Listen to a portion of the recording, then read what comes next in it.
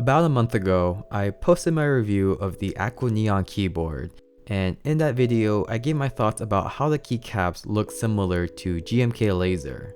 One thing I mentioned is that I wish there were more options for mid-tier keycap sets that aren't from shady companies and were actually in stock for people to buy. Today, we are one step closer to my wish. We'll be looking at PBT SugarPlum, which will be listed on CannonKeys soon. CannonKeys sent over this keycap set for my honest review and had no say in the creation's video or saw it before it went live. I am a CannonKeys affiliate, so if you're thinking about buying the keycap set after watching this video, consider using my link in the description below to help support the channel. While I'm looking specifically at SugarPlum today, I'm really reviewing PBT keycaps offering by CannonKeys, who work with their own manufacturer called NicePBT. In the box, there are 3 separate trays. The first tray has your basic alpha and modifier keys for a standard 60% keyboard with a 6.25U spacebar. Next, we have the rest of the keys for a standard keyboard layout, the F-row, navigation, and numpad keys. There's even a included wire keycap puller. And lastly, the bottom layer has your non-standard keys to support most keyboards. Altogether, it's basically a GMK base kit plus some extra keys. There's also some CannonKeys novelties.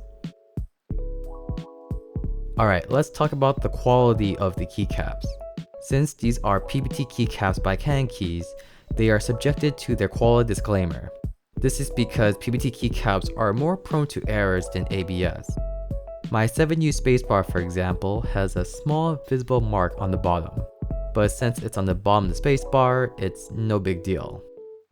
Speaking of which, let's take a look at the 6.25U spacebar and the 7U spacebar. With my kit, the 6.25 spacebar is basically flat, but the 7U spacebar bends up a bit on the right. Overall, I noticed no issues when mounted on the keyboard. When comparing the keycap thickness to Infinikey and GMK, they're basically all the same at around 1.5mm with some differences here and there. Both NicePBT and Infinikey uses die sub to create the legends, so the legends have a bit of a cloudy look to them, but they're still plenty clear. Although with the M key on my SugarPlum set, there's a tiny imperfection on the left side. Here's a side-by-side comparison with GMK, which makes it very apparent that the GMK legends are more crisp, but that's to be expected since GMK uses double shot to create the legends. One tricky thing with die sub keycaps is that you can't have legends that are lighter than the keycap itself, such as with the modifiers here.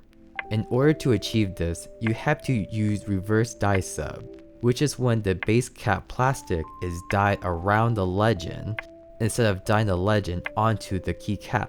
It can be difficult to get crisp legends with reverse die sub, so let's take a closer look. Overall, I have no complaints. I actually forgot about the reverse die sub method with my initial impressions of these keycaps set, so nothing must have stood out to me. NicePBT, Infinikey, and GMK all uses similar looking sans serif font, but there are some variations, especially when you look at certain special characters such as the pound key and the asterisk. Here's what PBT SugarPlum looks like on a few different keyboard case colors.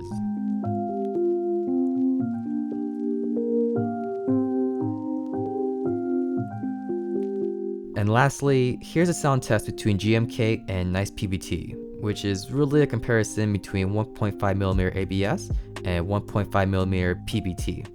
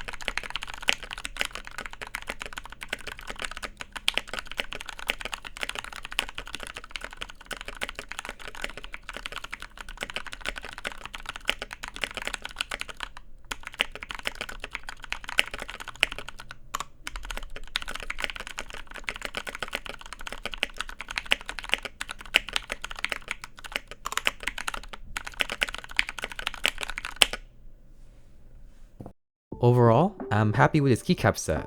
If you're looking for a PBT keycap set at this price range, you may be familiar with the quality issues that PBT keycaps usually have, but I didn't notice any major issues with my set. I really like the lilac color, which will probably work well with CannonKeys lilac keyboards.